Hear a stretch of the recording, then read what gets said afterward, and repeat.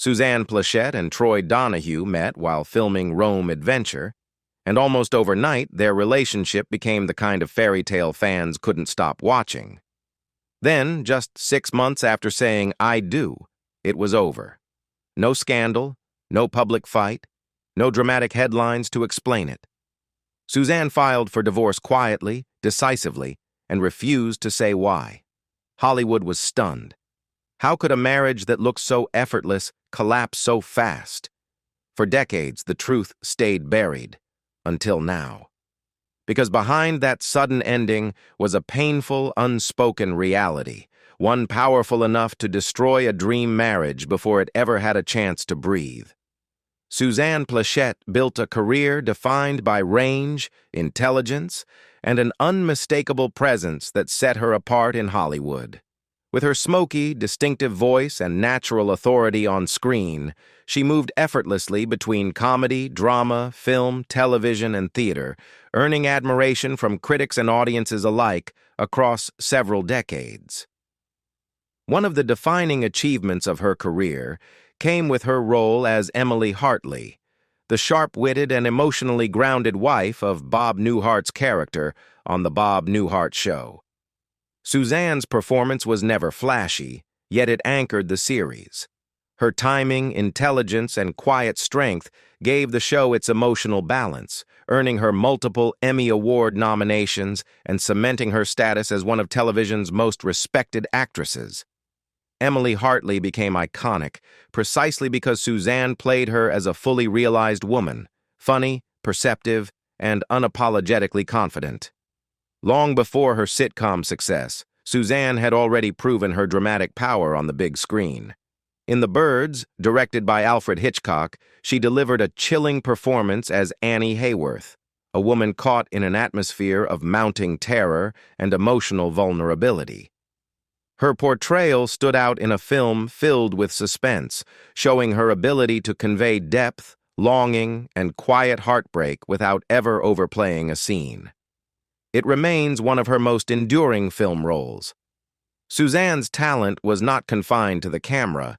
She was equally respected on stage, making her Broadway debut in The Cold Wind and the Warm, where critics praised her presence and emotional precision.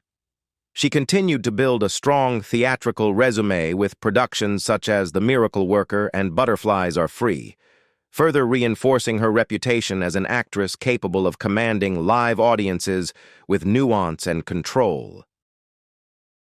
Later in her career, Suzanne expanded into voice acting, introducing a new generation to her unmistakable voice as Zira in The Lion King 2, Simba's Pride.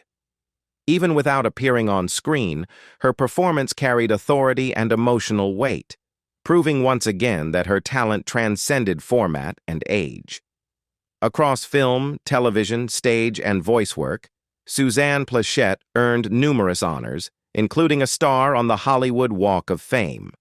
On the other side of that brief Hollywood union stood Troy Donahue, one of the most recognizable and photographed heartthrobs of the late 1950s and 1960s.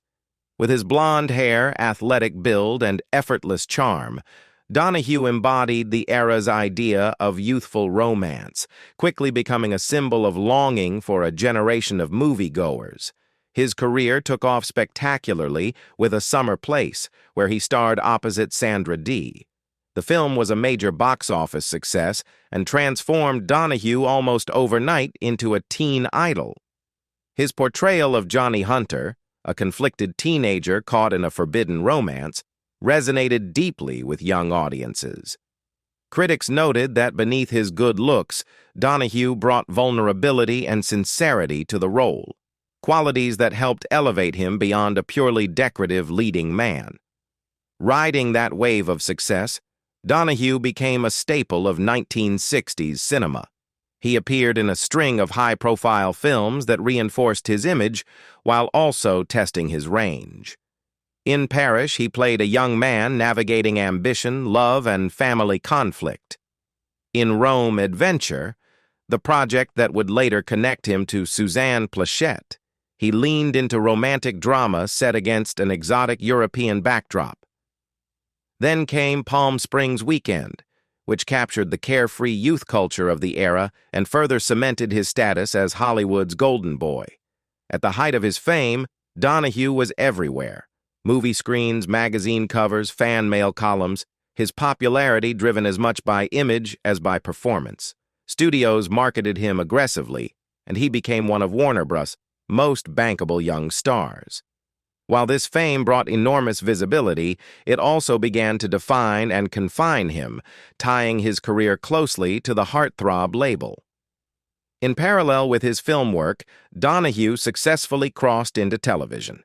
He starred in the stylish primetime series Surfside 6, which capitalized on youth, glamour, and adventure. He later made guest appearances on long-running hits like Hawaii Five-0 and The Love Boat, keeping his face familiar even as Hollywood tastes began to change. As the industry shifted away from teen idols, Donahue's career slowed, but it never entirely disappeared. In the 1990s, he experienced a modest resurgence with supporting roles that nodded to his past fame, including Cry Baby, directed by John Waters, where his casting carried a sense of nostalgic irony.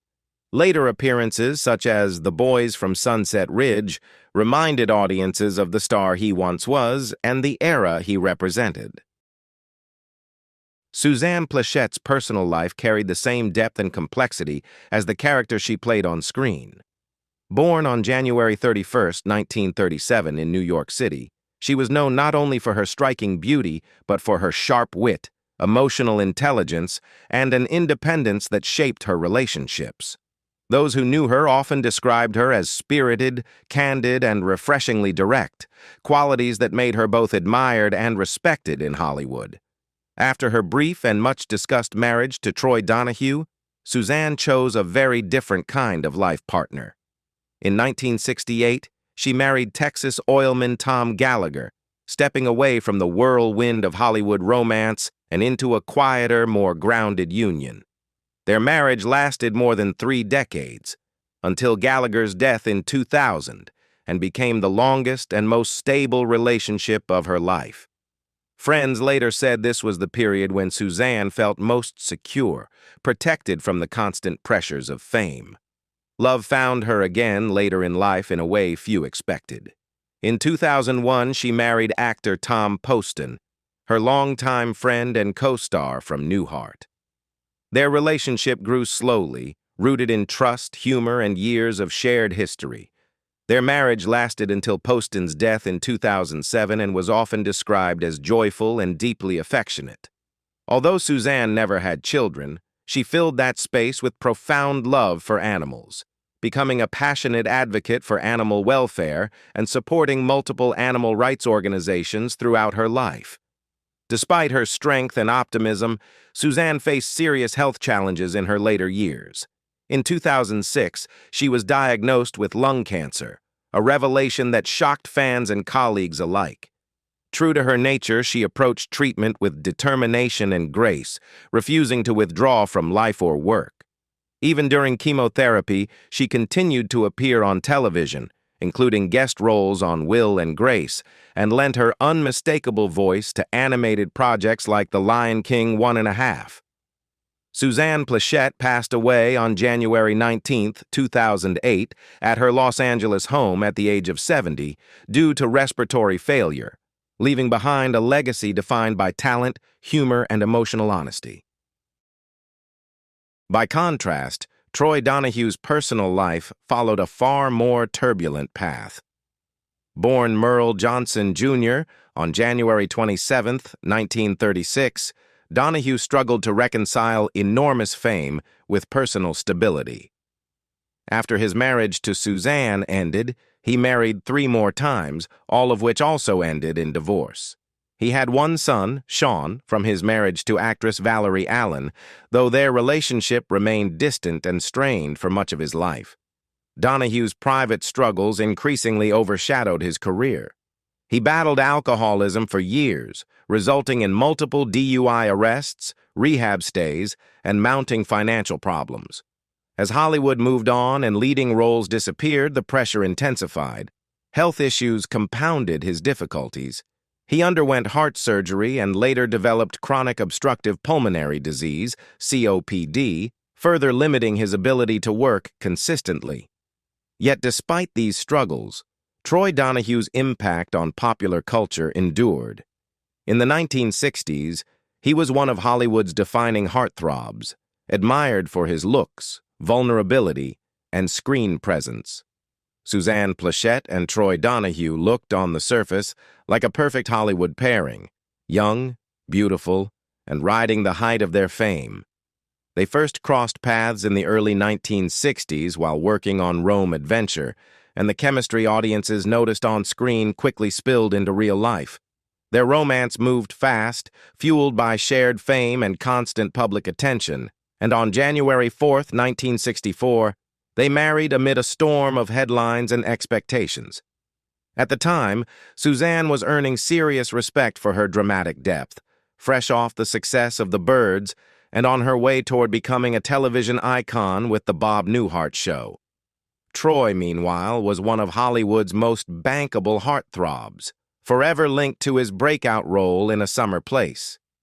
Together, they embodied the glossy fantasy of early 1960s stardom. But behind closed doors, the marriage began to fracture almost immediately. Though neither Suzanne nor Troy ever laid out a single definitive reason for the breakup, those close to the couple offered theories that painted a picture of deep incompatibility. One persistent rumor claimed Troy was involved in an ongoing affair with Connie Stevens throughout the marriage, an allegation that, if true, would have been devastating to a relationship barely months old. Another rumor suggested Suzanne harbored feelings for Glenn Ford, though this was never substantiated and may have been more gossip than fact. More convincingly, friends pointed to a clash of lifestyles and values. Suzanne reportedly envisioned a refined, traditional domestic life, formal dinners by candlelight, champagne, and an elegant home that reflected stability and order. Troy, by contrast, was famously informal. He preferred beachwear to tailored suits, casual meals to elaborate dinners, and the freedom of a laid-back social circle over structure and ceremony. Where Suzanne sought polish, Troy felt most comfortable in ease and spontaneity. Even their social worlds caused tension. Suzanne was said to be uncomfortable with some of Troy's friends, a small but corrosive issue that can quietly erode any marriage. Over time, these differences, emotional, social, and practical, proved impossible to reconcile. After just 6 months, the marriage ended in divorce, leaving the public stunned by how quickly the fairy tale had collapsed. Yet Suzanne never spoke of the marriage with bitterness. Years later, she reflected on it with surprising warmth and clarity, saying, "Troy was a sweet, good man. We just were never destined to be married. We didn't have the same values, but I'm not bitter. He taught me how to laugh." Suzanne Pleshette faced the final chapter of her life with the same determination, humor, and dignity that had defined her career for decades. Her last public appearance came on September 5, 2007, when she reunited with her castmates from The Bob Newhart Show at the 35th anniversary reunion held at the Paley Center for Media in Beverly Hills. For fans, it was a deeply emotional moment, seeing her once more alongside the people who had helped shape one of television's most beloved comedies. Just over a year earlier, on August 11, 2006, Plechette's agent publicly revealed that she was undergoing treatment for lung cancer at Cedars-Sinai Medical Center. At the time, there was cautious optimism. Doctors had discovered the cancer during a routine X-ray, and it was described as being no larger than a grain of sand. Those close to her emphasized that it had been caught early, that she was receiving chemotherapy as an outpatient, and that her spirits remained high. Suzanne herself maintained a hopeful, even upbeat attitude, determined not to let illness define her final years. Complications soon followed. She was hospitalized after developing a pulmonary infection, which later progressed into pneumonia. The recovery was slow and physically draining, requiring an extended stay in the hospital. When she arrived at the Bob Newhart Show reunion in September 2007 in a wheelchair, concern spread quickly among fans and colleagues. Suzanne, however, was characteristically candid and reassuring. She insisted she was cancer-free, and during the televised portion of the event, she sat upright in a regular chair, refusing to let frailty overshadow the occasion. In interviews around that time, including one with USA Today, Pleshette revealed just how serious the ordeal had been. Only days earlier, she had been released from the hospital after undergoing surgery in which part of one lung was removed as part of her cancer treatment. Despite the gravity of the procedure, she spoke with clarity and resolve, showing the same strength that had carried her through a lifetime of demanding roles. Suzanne Pleshette died peacefully at her Los Angeles home on January 19, 2008, just 12 days shy of her 71st birthday. Her passing marked the end of an era for classic film and television, but it was also deeply personal for those who loved her. She was laid to rest at Hillside Memorial Park Cemetery in Culver City, California, beside her third husband, Tom Poston, who had died the year before. A quiet reunion after years of companionship and friendship.